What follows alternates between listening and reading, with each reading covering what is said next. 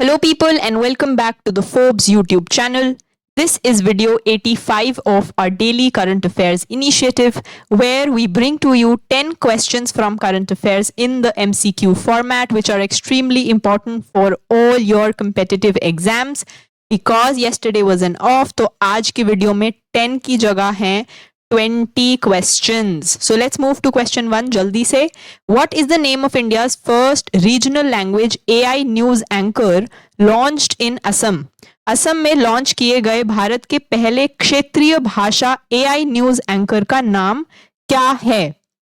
AI news anchor regional level पर, वैसे तो नेशनल न्यूज चैनल्स पे आप देखेंगे तो AI न्यूज एंकर्स आपको दिख जाएंगे, बट रीजनल लैंग्वेज में पहला ऐसा न्यूज एंकर लॉन्च किया है असम ने by the name of Ankita. Question 2. What is the theme for the International Day to End Obstetric Fistula in 2025 that was observed on May 23? 23 मई को मनाए जाने वाले 2025 में प्रसूति नालव्रण समाप्ति के अंतरराष्ट्रीय दिवस का विषय क्या है? ऑब्स्टेट्रिक फिस्चुला जो है वो आपका चाइल्ड बर्थ से रिलेटेड इश्यूज जो हो जाते हैं फीमेल्स में, that is what it is, and the right answer here for the theme is her health, her right. Question 3. What is the title of the memoir recently launched by Pooja Pujara, the wife of Cheteshwar Pujara? Cheteshwar Pujara की पत्नी पूजा पुजारा द्वारा हाल ही में launch किए गए संस्मरण का शीर्षक क्या है? Cheteshwar Pujara is a cricketer, so I think that gives us some hint here. The right answer here is The Diary of a Cricketer's Wife.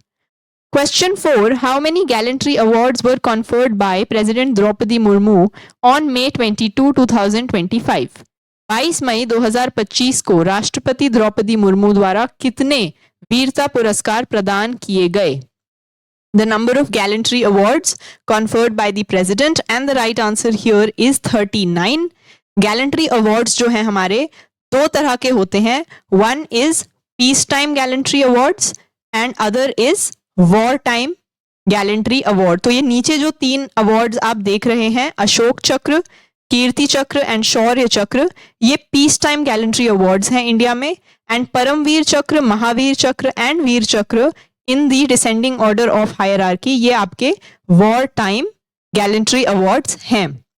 Moving to question 5. Which countries legitimate claim to sovereignty over the Chagos island did India support, affirming it based on decolonization and international law?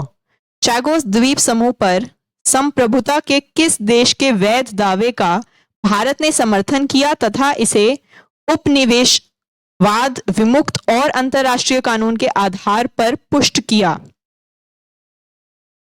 India has basically supported Chagos Islands' claim for sovereignty based on decolonization and international law, अंतरराष्ट्रीय कानून एवं उपनिवेशवाद विमुक्ति. The right answer here is Mauritius. थोड़ा सा location देख लेते हैं. ये आपकी अफ्रीका की ईस्ट अफ्रीकन कोस्ट है. यहाँ पर एक छोटा सा आइलैंड भी है, मैडागास्कर आइलैंड. इस मैडागास्कर आइलैंड के आसपास ये पूरा आपका इंडियन ओशन ही है. This is your Indian ocean. तो इस इंडियन ओशन में अदर आइलैंड्स भी हैं, जैसे कि मायोत, मॉरिशस, रियूनियन एंड साथ ही चैगोस आइलैंड भी यहाँ पर मॉरिशस से थोड़ा ऊपर चैगोस आइलैंड है. मॉरिशस कहता है कि ये हमारे ही सॉवरेन आइलैंड्स हैं, हमारे ही आइलैंड्स हैं. चैगोस आइलैंड्स बेसिकली पहले यूके के अंडर कॉलोनाइज थे. Mauritius itself was colonised under UK. तो चैगोस आइलैंड पे मॉरिशस की सॉवरेनिटी क्लेम को इंडिया ने सपोर्ट किया है. चैगोस आइलैंड में एक इंपॉर्टेंट नेम और आता है आइलैंड का, which is the name of Diego Garcia. Diego Garcia basically आपका यूएस और यूके दोनों का मिलिट्री बेस भी है. यूएस एंड यूके का मिलिट्री बेस भी है ये डिएगो गार्सिया आइलैंड. तो ये भी एग्जाम पर्सपेक्टिव से इंपॉर्टेंट हो जाता है. Moving to question 6. Whose record did Joe Root recently break to become the fastest to 13,000 test runs? हाल ही में जो रूट ने सबसे तेज 13,000 टेस्ट रन बनाने का किसका रिकॉर्ड तोड़ दिया है? Again, a question for the cricket fans. What do you think is the right answer? The right answer is Jack Callis. Question 7. Which government has recently approved the merger of Konkan Railway Corporation Limited with Indian Railways? हाल ही में किस सरकार ने Konkan railway corporation limited के भारतीय railway में विलय को मंजूरी दी है? Konkan Railway Corporation Limited will now be merged with the Indian Railways, and which state government has approved it? The answer is Maharashtra. Basically जो हमारी इंडिया की कोस्ट लाइन है, ये गुजरात आ गया और ये यहाँ पर महाराष्ट्र है, तो महाराष्ट्र की जो कोस्ट है उसको कोंकण कोस्ट भी कहा जाता है. इससे we could have guessed the answer. Moving to question 8. Where was Mission Life, which the government of India plans to integrate with the National Action Plan on Climate Change, originally launched? Mission life, जिसे भारत सरकार जलवायु परिवर्तन पर राष्ट्रीय कार्य योजना के साथ एकीकृत करने की योजना बना रही है, मूल रूप से कहाँ लॉन्च किया गया था? Basically where did we announce the launch of this mission life, which is lifestyle for environment? The answer is COP26. थोड़ा सा इंफॉर्मेशन देखें तो लाइफस्टाइल फॉर एनवायरनमेंट मिशन जो है, it was introduced by the prime minister of India at COP26. COP26 Glasgow Scotland में हुआ था, 2021 में हुआ था. इस मिशन लाइफ के under the prime minister called upon the global community of individuals and institutions to drive life as an international mass movement towards mindful deliberate utilization instead of mindless destructive consumption. Basically हमारे पर्यावरण के protection and preservation के लिए प्रधानमंत्री मोदी जी ने यह आग्रह किया पूरी इंटरनेशनल कम्युनिटी से, calling upon everybody, all the individuals and institutions, कि हम जितने भी पर्यावरण से रिलेटेड हमारे रिसोर्सेज हैं उनको माइंडफुल यूज करें, यानी कि जितना जरूरी है उतना ही यूज करें, माइंडलेस डिस्ट्रक्टिव कंजम्पशन हम अवॉइड करें. और NAPCC जो आपका national action plan for climate change है, this is basically an umbrella term for 8 other sub plans, जिसमें से sustainable agriculture, green India, energy efficiency, sustainable habitat, water mission, Himalayan ecosystem sustenance, strategic knowledge as well as solar mission. ये 8 आपके sub plans हैं under the national action plan for climate change. Moving to question 9, where was the 67th governing body meeting of the Asian Productivity Organization held recently, during which India took over the chairmanship? हाल ही में एशियाई उत्पादकता संगठन की 67वीं शासी निकाय बैठक कहाँ आयोजित की गई, जिसके दौरान भारत ने अध्यक्षता संभाली? 67th governing body meeting of your Asian Productivity Organization, and the right answer here is Jakarta. Jakarta कहाँ पर है आपका? इंडोनेशिया में. Moving to question 10, which bank has recently partnered with Aditya Birla Capital Limited to expand digital loan access across India, particularly in the rural and underbanked areas? हाल ही में किस bank ने पूरे भारत में विशेष रूप से ग्रामीण और कम बैंकिंग वाले क्षेत्रों में डिजिटल ऋण पहुंच का विस्तार करने के लिए आदित्य बिरला कैपिटल लिमिटेड के साथ साझेदारी की है? ऐसा कौन सा बैंक है जिसके साथ आदित्य बिरला कैपिटल लिमिटेड ने कोलैबोरेशन किया है, पार्टनरशिप किया है, ताकि रूरल इंडिया में हम डिजिटल लोन एक्सेस बढ़ा पाए? The answer is India post payments bank, IPPB. Question 11, where was the Rising Northeast Investors Summit 2025 inaugurated by Prime Minister, focusing on boosting investments and economic growth in India's northeastern region?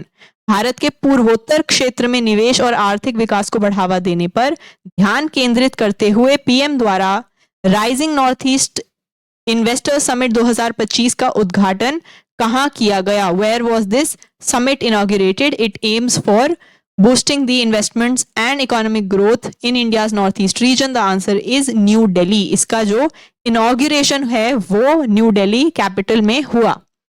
Question 12, how much surplus did the RBI approve to transfer to central government for financial year 2024-25?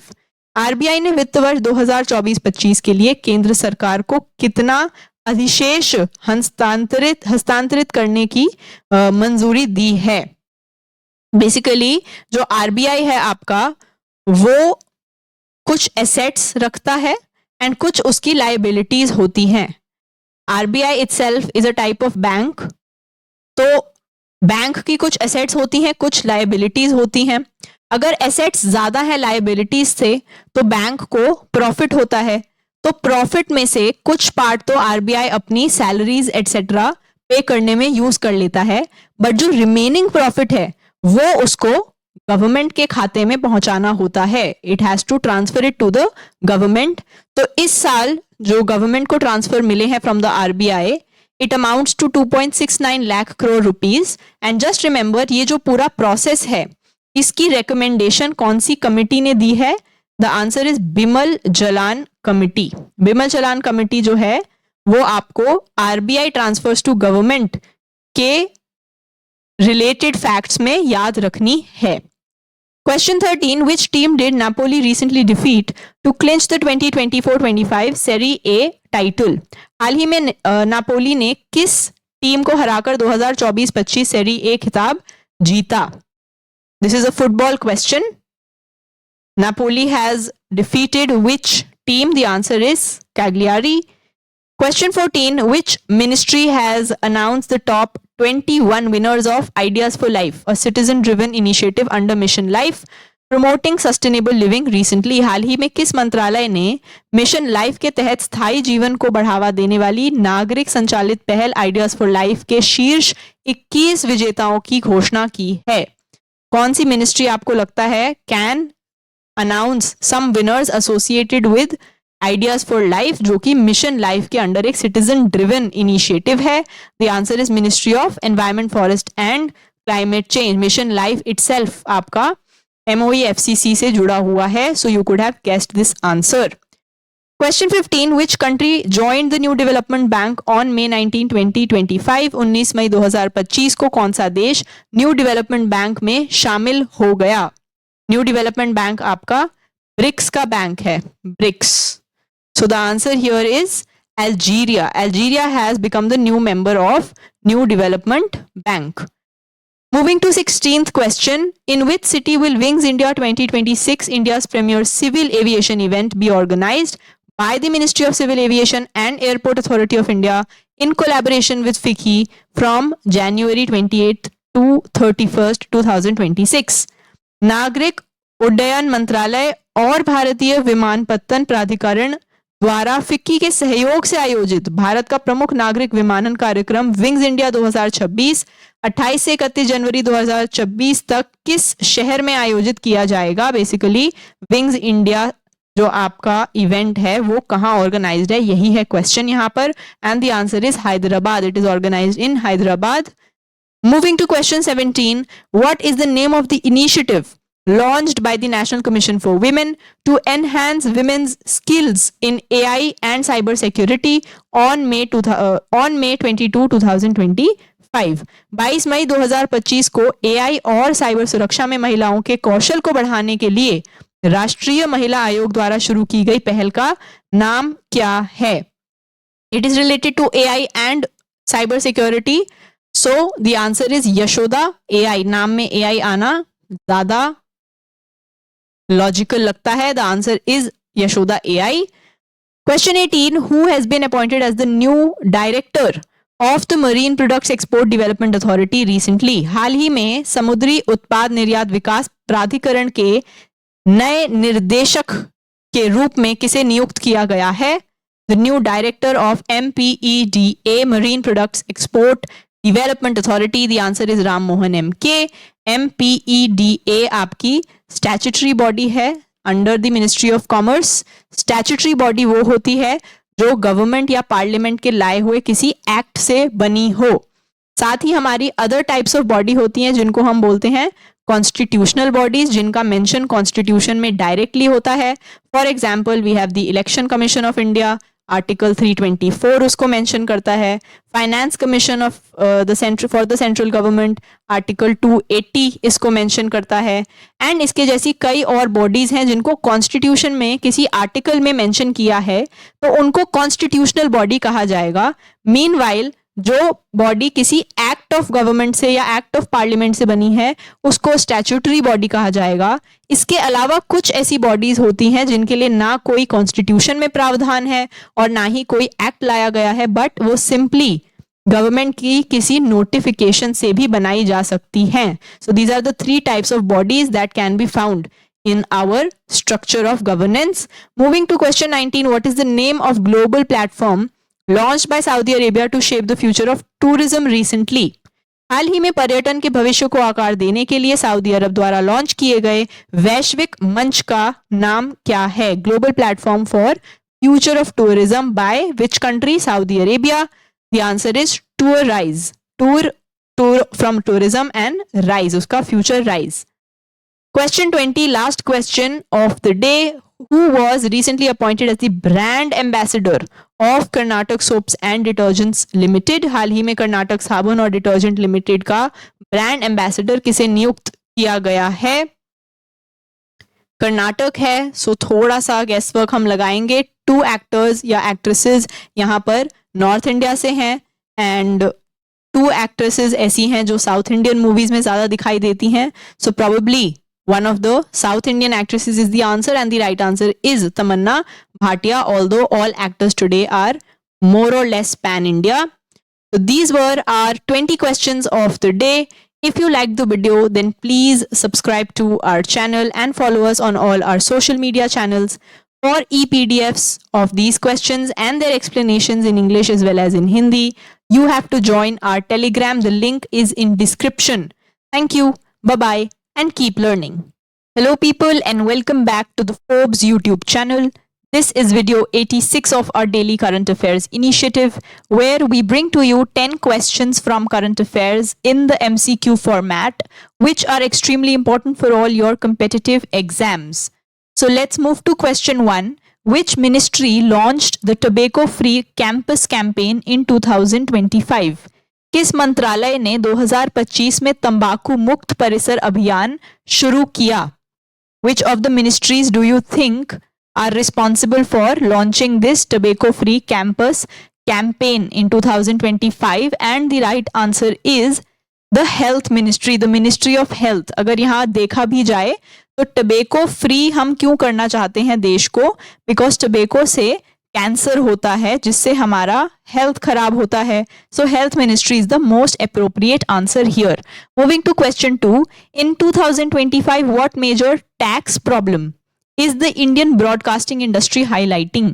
2025 में भारतीय प्रसारण उद्योग किस प्रमुख कर समस्या को उजागर कर रहा है? टैक्स प्रॉब्लम जो इंडियन ब्रॉडकास्टिंग इंडस्ट्री ने हाईलाइट की है, the answer here is double taxation. Let's understand. तो बेसिकली ब्रॉडकास्टिंग इंडस्ट्री ने बोला है कि हमें डबल टैक्सेशन इश्यूज फेस करने पड़ते हैं. कैसे? Because we are being taxed both under the telecommunication law as well as the entertainment law. 2 या मल्टीपल लॉज के अंदर हमें टैक्स देने पड़ रहे हैं, तो जिसकी वजह से हमारे ऑपरेशनल कॉस्ट बढ़ रहे हैं. अगर हमारे ऑपरेशनल कॉस्ट बढ़ेंगे तो कंज्यूमर को भी कॉस्ट ज्यादा लगेगा. So they are urging the government कि आप अपना जो ये टैक्स का क्लासिफिकेशन है उसको क्लियर कीजिए.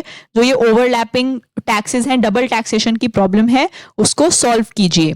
Moving to question 3, recently users of the iGot Karmayogi platform reported which main issue? हाल ही में iGot कर्मयोगी प्लेटफॉर्म के उपयोगकर्ताओं ने किस मुख्य मुद्दे की सूचना दी है? What is the main issue that is being faced on this iGot Karmayogi platform? The answer is technical glitches. Technical glitches वहां पर आ रहे हैं. iGot कर्मयोगी प्लेटफॉर्म आपका ऑनलाइन ट्रेनिंग प्लेटफॉर्म है under mission Karmayogi. Mission Karmayogi लाया गया है for enhancing the skills of Indian civil servants. Basically जो सिविल सर्वेंट्स होती है उनकी इंडक्शन के जस्ट बाद 6 months to 1 year का उनका इनिशियल ट्रेनिंग पीरियड होता है. But after that initial training period उनको बाद में पूरी अपनी सर्विस में कोई भी ट्रेनिंग या कुछ भी एक्स्ट्रा इन्फॉर्मेशन नहीं सिखाई जाती, कोई स्किल अपग्रेडेशन नहीं किया जाता. एंड जो भी अभी हम रिसेंट अपना टेक्नोलॉजिकल प्रोग्रेस अगर देखें एंड स्पेशली जो हमारा देश जिस गति से आगे बढ़ रहा है, there is an immense need कि जो सिविल सर्वेंट्स ऑलरेडी इंडक्टेड हैं उनकी भी जो एग्जिस्टिंग स्किल्स हैं उनको अपग्रेड एंड एनहांस किया जाए. उसी के चलते मिशन कर्मयोगी लाया गया है. And for that mission we have the iGot Karmayogi platform जिसमें कुछ टेक्निकल ग्लिचेस हमें देखने को मिल रहे हैं. Moving to question 4, the Election Commission's 2025 initiative of mobile voting vans primarily aims to do what? चुनाव आयोग की 2025 तक मोबाइल वोटिंग वैन की पहल का मुख्य उद्देश्य क्या है?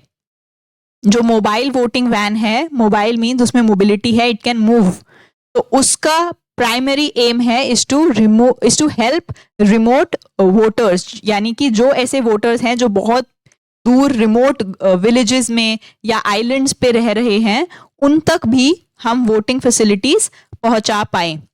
Question 5. Recently, the US House of Representatives passed the One Big Beautiful Bill proposing a 3.5% tax on which of the following? हाल ही में अमेरिकी प्रतिनिधि सभा ने वन बिग ब्यूटिफुल विधेयक पारित किया जिसमें निम्नलिखित पर 3.5% कर लगाने का प्रस्ताव है. तो इसमें से कौन सा इशू है या कौन सा पॉइंट है, कौन सी चीज है जिसपे हम ये वन बिग ब्यूटिफुल बिल के अंडर टैक्स लगा रहे हैं 3.5% का under this US house of representatives bill? The answer is foreign remittances. अब रेमिटेंस क्या होते हैं? जैसे हम कंट्री इंडिया में रहते हैं और हमारे कुछ इंडियंस हैं, कुछ इंडियन डायस्पोरा है जो यूएस में जाके रह रहा है, तो अगर हमारा कोई रिलेटिव मान लो यूएस में रहता है, वहीं पे अर्न करता है और वहां से अर्न करके अपनी अर्निंग का कुछ परसेंटेज हमें इंडिया वापस भेजता है, तो उस वापस भेजे हुए पैसे को हम रेमिटेंस बोलते हैं. And remittance is a transfer payment. Transfer payments कौन सी होती हैं? जो वन साइडेड पेमेंट्स होती हैं. वन साइडेड मतलब उसने कमाया और उसने हमें बिना किसी एक्सचेंज के, जस्ट बिकॉज हम उसके फैमिली मेंबर हैं, फ्रेंड हैं, इन गुडविल उसने हमें वो पैसे ट्रांसफर कर दिए हमारे लिए. हमने कोई भी एक्सचेंज नहीं किया है, ना कोई कमोडिटी उसको बेची, ना हमने कोई पहले पैसे दिए हुए थे जिसके बदले हमें पैसे मिले हैं. This is a one sided payment. तो वन साइडेड पेमेंट को ट्रांसफर पेमेंट कहा जाता है एंड रेमिटेंसेस यही ट्रांसफर पेमेंट्स होती हैं. So in order to decrease the outflow of capital from the country, कि ज्यादा पैसा कंट्री से यूएस से बाहर ना चला जाए, इसलिए उन्होंने रेमिटेंस भेजने पर टैक्स लगा दिया है या लगाने का प्रस्ताव लाया है बिल में. एंड इसमें जो स्पेशली इमिग्रेंट्स हैं, जो बाहर से आए हुए लोग हैं, उनको प्रॉब्लम होगी बिकॉज वो अगर घर पैसा भेजना चाहेंगे तो उस पर उनको ज्यादा टैक्स देना होगा. Moving to question 6, as per the FAO's recent announcement, countries like Peru, South Korea and Tanzania had sites recognized for showcasing what? FAO की हालिया घोषणा के अनुसार पेरू, दक्षिण कोरिया और तंजानिया जैसे देशों को निम्नलिखित प्रदर्शन स्थलों को मान्यता दी गई है. So what type of sites in countries में रिकॉग्नाइज की है FAO ने? The answer here is traditional sustainable farming method. ये आपका एग्रीकल्चर से जुड़ी हुई बॉडी है, तो जो आंसर है वो भी एग्रीकल्चर से ही आएगा. The traditional sustainable farming methods जो हैं, जो ट्रेडिशनल फार्मिंग मेथड्स हैं यहाँ पर पेरू में, साउथ कोरिया में, टैंजानिया में, उनको रिकॉग्निशन दी है at the world international level. Question 7. In May 2025, the Supreme Court of India declared maternity leave as a fundamental reproductive right. Under which article of the Constitution? मई 2025 में भारत के सर्वोच्च न्यायालय ने संविधान के किस अनुच्छेद के तहत मातृत्व अवकाश को मौलिक प्रजनन अधिकार घोषित किया है? कि मैटरनिटी लीव भी एक तरह का फंडामेंटल राइट ही है. ये हमने किस आर्टिकल के अंडर किया है? The answer is article 21. जितने भी फंडामेंटल राइट्स हैं फ्रॉम आर्टिकल 14 टू 35, ये हमें पता होने चाहिए. इनफैक्ट 12 से शुरू हो जाता है फंडामेंटल राइट्स का जो पार्ट है कॉन्स्टिट्यूशन में. तो 12 टू 35 जो आर्टिकल्स हैं वो हमें बाय हार्ट पता होने चाहिए. But there is a general trick कि कोई भी अगर सुप्रीम कोर्ट जजमेंट देता है, कोई भी टिप्पणी सुप्रीम कोर्ट कर रहा है, एंड एक जनरल बात या कोई हमारी डेली लाइफ से जुड़ी हुई कोई जनरल बात को हमने बोल दिया है कि ये भी फंडामेंटल राइट है, वो भी फंडामेंटल राइट है, तो यूजुअली ये वाले जो लाइफ से जुड़े हुए एस्पेक्ट्स हैं ये सब आर्टिकल 21 में ही आते हैं. Article 21 is the fundamental right for life and personal liberty, उसका नाम ही है fundamental right for life and personal liberty. इसलिए लाइफ के जनरल डेली लाइफ से जुड़े हुए अगर कुछ भी एस्पेक्ट्स हैं जो हम फंडामेंटल राइट्स में जोड़ते हैं, सुप्रीम कोर्ट जोड़ता है, तो वो आर्टिकल 21 में ही हमें दिखाई देंगे। Moving to question 8, recently the first global animal health report was released. It primarily focused on threats such as which of the following? हाल ही में पहली वैश्विक पशु स्वास्थ्य रिपोर्ट जारी की गई। इसमें मुख्य रूप से निम्नलिखित खतरों पर ध्यान केंद्रित किया गया। निम्नलिखित में से कौन से खतरों पर ध्यान केंद्रित किया है वो आपने सिलेक्ट करना है। ग्लोबल एनिमल हेल्थ से जुड़ी हुई ये रिपोर्ट है, तो एनिमल्स को सबसे ज्यादा खतरे किस तरह के हैं, किस प्रकार के हैं? The answer is habitat loss, climate change and disease outbreaks. हम उनके हैबिटेट को छीन रहे हैं बिकॉज हम अर्बनाइजेशन के चलते हुए फॉरेस्ट डिफॉरेस्टेशन करे जा रहे हैं, फॉरेस्ट हटाए जा रहे हैं, उनके हैबिटेट को हम हार्म कर रहे हैं। क्लाइमेट चेंज, जो हमारी इंडस्ट्रीज हैं वो इतना क्लाइमेट चेंज कर रही हैं कि एनिमल्स की जो प्रजातियां हैं उनका सस्टेनेंस ही डिफिकल्ट हो रहा है। एंड सिमिलरली हमारे ही कुकर्मों के कारण डिजीज आउटब्रेक्स भी बढ़ रहे हैं एनिमल प्रजातियों में। So these are the threats that have been highlighted in this report. Question 9, Tourize, a newly launched tourism initiative by Saudi Arabia, is primarily associated with which national vision? Saudi Arab द्वारा शुरू की गई नई पर्यटन पहल टूराइज मुख्य रूप से किस राष्ट्रीय दृष्टिकोण से जुड़ी है? In yesterday's video, if I am not wrong, यही क्वेश्चन हमें दूसरी तरह से देखने को मिला था। सऊदी अरेबिया ने न्यू टूरिज्म इनिशिएटिव किस नाम से लॉन्च किया है? तो आंसर वाज टूराइज। अभी क्वेश्चन थोड़ा सा डिफरेंट पूछ लिया गया है and the answer here is vision 2030। इससे हमें समझ आता है कि क्वेश्चन का सिर्फ आंसर नहीं रटना है, हमें क्वेश्चन में से भी कुछ फैक्ट्स अगर निकल के आ रहे हैं उनको भी याद रखना होता है। Moving to the last question of the day, recently the Supreme Court reinstated the appointment of a female judge. This decision primarily upheld which constitutional principle? हाल ही में सुप्रीम कोर्ट ने एक महिला जज की नियुक्ति को बहाल कर दिया। इस फैसले ने मुख्य रूप से किस संवैधानिक सिद्धांत को बरकरार रखा? I think this is the easiest question of all times. जिसको नहीं भी पता वो भी पढ़ के आंसर गेस कर सकते हैं। The answer is equality. Right to property से फीमेल जज की नियुक्ति का कोई रिलेशन नहीं है। फेडरलिज्म का मतलब होता है कि हम गवर्नेंस के डिफरेंट हायरार्किकल लेवल्स पे गवर्नमेंट को डिसेंट्रलाइज करते हैं, वो है फेडरलिज्म। उसका भी जज की नियुक्ति से कोई लेना देना नहीं है। एंड जुडिशियल रिव्यू का मतलब है अगर कोर्ट ऑलरेडी कोई जजमेंट दे चुका है या गवर्नमेंट कोई एक्ट ला चुकी है पार्लियामेंट में, तो जुडिशरी उसका रिव्यू कर सकती है। उसमें भी फीमेल जज की नियुक्ति से कोई रिलेशन नहीं है directly. So the right answer here is equality. So these were our 10 questions of the day. If you liked the video, then please subscribe to our channel and follow us on all our social media channels for e-PDFs of these questions and their explanations in English as well as in Hindi. You have to join our Telegram. The link is in description. Thank you. Bye-bye and keep learning.